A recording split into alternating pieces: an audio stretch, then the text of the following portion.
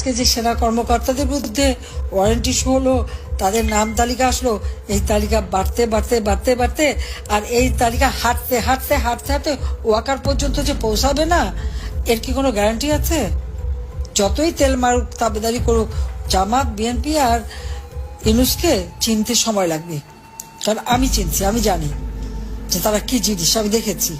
যখন বলতাম অনেকেরই হাতে খাওয়া লাগতো, আহা এরকম একটা ভালো মানুষের জন্য বলে। আরে যে মানুষটা আইন ভঙ্গ করে ৬,০০০ টাকা বেতনের একটা এমডি পদে চাকরি করতো গ্রামীণ ব্যাংকে, বিশ্বব্যাপী মিথ্যা ছড়িয়ে দিল ওই ব্যাংক তার নিজের হাতে করা, অথচ তখনও সে সরকারি বেতন নেয়। এবং আইনে আছে ৬০ বছর বয়স পর্যন্ত এমডি থাকতে পারে, যে সেখানে আইন ভঙ্গ করে ৭০-৭১ বছর বয়স পর্যন্ত থেকে গেল। আর সেখান থেকে তাকে সে মামলা করে হেরে যে ছেড়ে দিতে বাধ্য হলো, তখন সে পদ্মা সেতুর টাকা হিলারি ক্লিন্টনকে বলে, সেই জোলেনস্কি ওয়ার্ল্ড ব্যাংকের প্রেসিডেন্ট, তাকে দিয়ে তার শেষ সময় ভোটে কোনো পাস হয়নি, পদ্মা সেতুর টাকা বন্ধ করে দিল।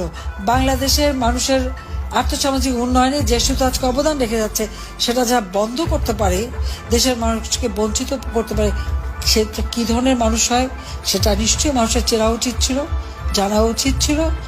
আমি যখন বলতাম সবারই একটু হাতে ঘা লাগতো, আহা নোবেল প্রাইজ পেয়ে যাচ্ছে, উনি শান্তির জন্য কি করেছে। আপনার স্বপ্নগুলো আকাশ ছুবে প্রবাসীর হেলিকপ্টারের মাধ্যমে। বিয়ে, জন্মদিন অথবা যে কোনো বিশেষ প্রয়োজনে হেলিকপ্টার ভাড়া করতে যোগাযোগ করুন স্ক্রিনে দেয়া নাম্বারে। প্রবাসীর হেলিকপ্টার, নিরাপদ ও সাশ্রয়ী বাহনের বিশ্বস্ত নাম।